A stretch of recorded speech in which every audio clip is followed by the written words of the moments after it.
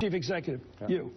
And let's talk about a lot of these young people came here to study government and how it could be run. There's all kinds of theories of how to be president of the United States. There's the spokes of the wheel method, which Kennedy used, where he had direct contact with his cabinet secretaries, his speechwriters, everybody all the time.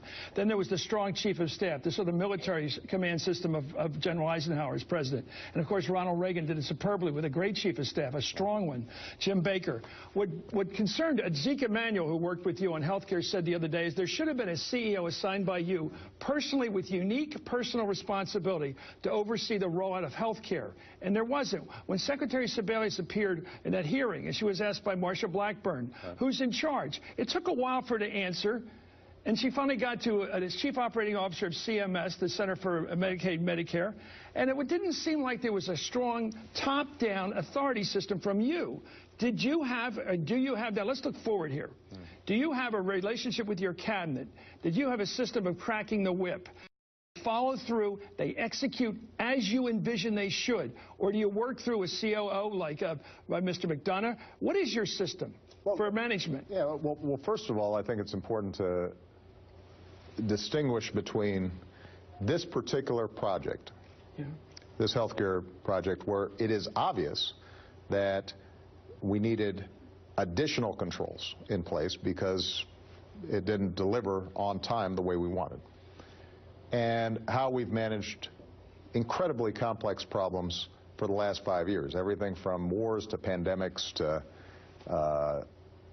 natural disasters to expanding student loans for young people. Generally speaking, my theory has been, number one, that yes, I've got a strong chief of staff, but I'm holding every cabinet member accountable, and I want to have strong interactions with them directly.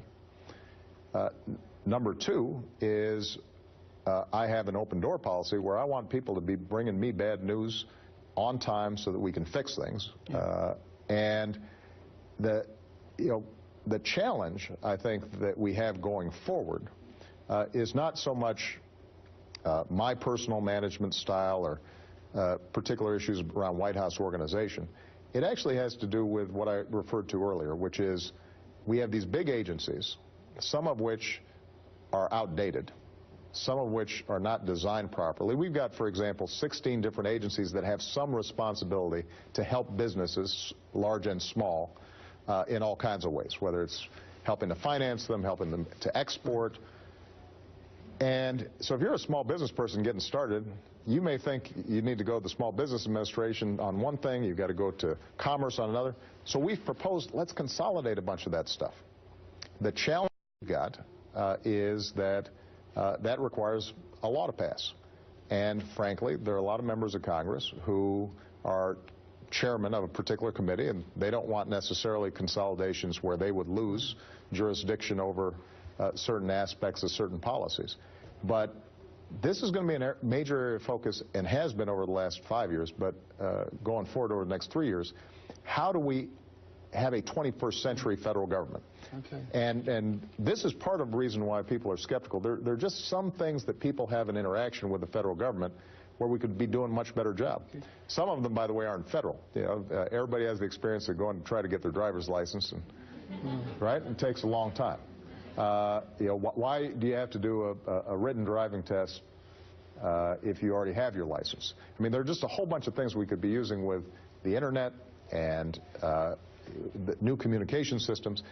And the more we can just reorganize the guts of how these agencies work, the easier it's going to be, because the White House is just a tiny part of what is a huge, widespread organization with increasingly complex tasks in a complex world. Let me ask you about something else. This is